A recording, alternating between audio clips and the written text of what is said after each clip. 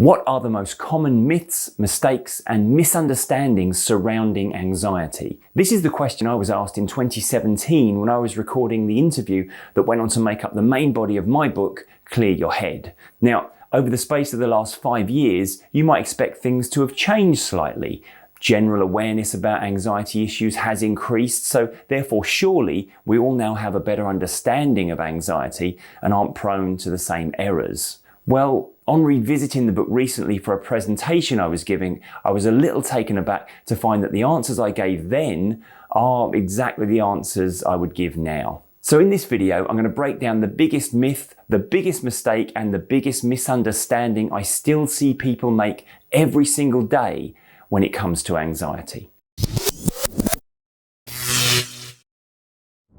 Hi, I'm Tim Box. I'm a mind coach, and for more than a decade now, I've been helping people overcome all sorts of emotional and psychological issues, and in particular, helping people get control of their anxiety levels. In 2017, I released a book all about anxiety called Clear Your Head, and subsequently went on to give a TED Talk entitled How to Stop Feeling Anxious About Anxiety. This was all in an effort to raise awareness about what anxiety actually is and how we get control of it if we look at it and approach it slightly differently. So with that in mind, let's break down the areas where people still commonly go wrong. First up, the biggest myth about anxiety.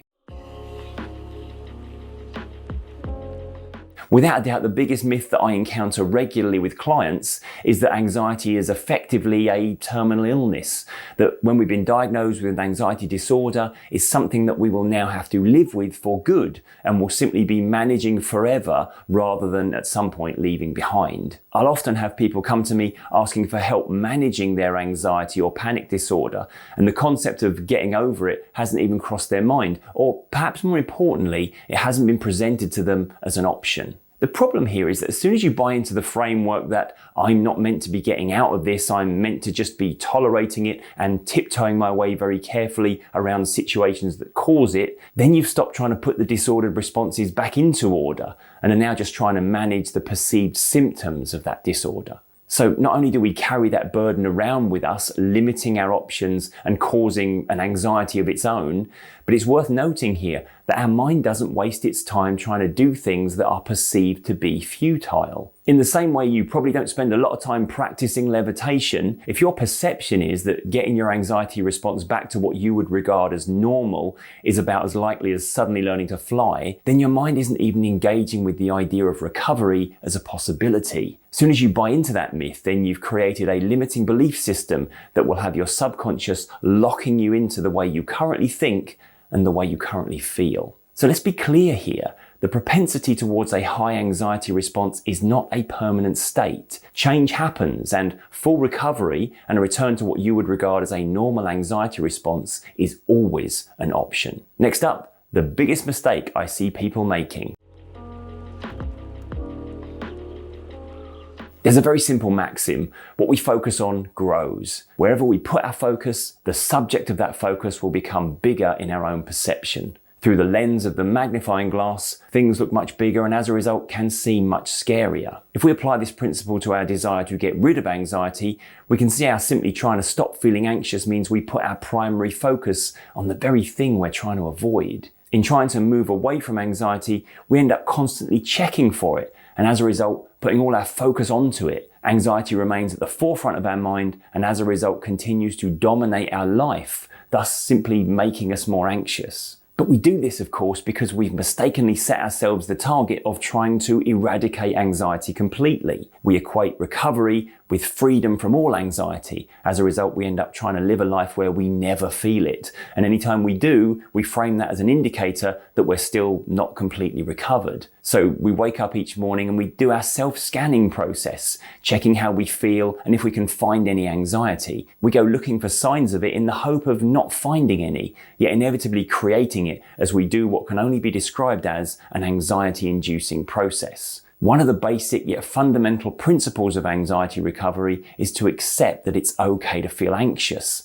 In fact, we're meant to feel anxious. It would be weird if we didn't. Before you developed an anxiety issue, you still felt anxious every day of your life. You just weren't really paying attention to it. Anxiety was just that feeling that pointed you in the direction of whatever it is your mind regarded to be important. So when you got anxious about handing in that report or getting to the meeting on time or whatever other thing it was that day that your mind regarded as the most important use of your conscious attention, you weren't upset about feeling anxious. You were purely focused on the thing you were anxious about. So you've never been anxiety free, you just never felt it to the degree where it alarmed you. The aim of any anxiety recovery is to feel functional levels of anxiety again, rather than the high-end stuff that we find debilitating. If we mistakenly try to get rid of it completely, then we just end up triggering those higher levels of anxiety whenever we perceive ourselves to be getting even mildly anxious. Okay, and finally, the biggest misunderstanding about anxiety. This is something I hear all the time. As soon as I explain to clients that anxiety isn't something that happens, it's something a part of our mind does deliberately, the common response from the client is to tell me that they hate that part of themselves. And that's the biggest misunderstanding.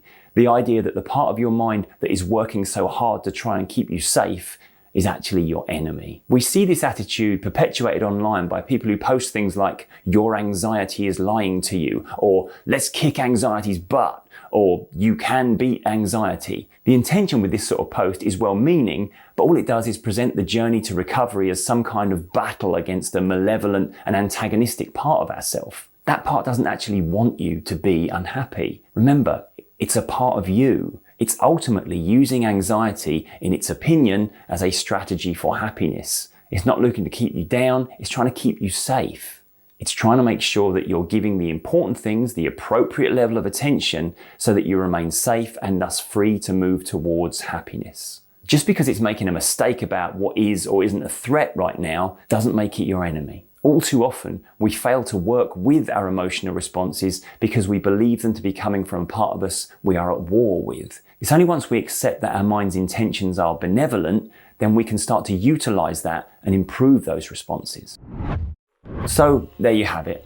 The biggest anxiety myths, mistakes, and misunderstandings I see every day when I work with clients. But it's surprising how quickly we start to recover from our anxiety issues when we start to repair the damage to the relationship with our own mind that these three mistakes have caused. And we do that not by taking some form of radical action, but simply by regarding anxiety in a slightly different way, based on what we now know compared to what we thought we knew previously. For more advice on how you do that, make sure you subscribe to the channel, and if you'd like to learn how to create a positive interaction with your own mind and get direct control of your anxiety response, then you'll find my full system for change available in the members area of this channel.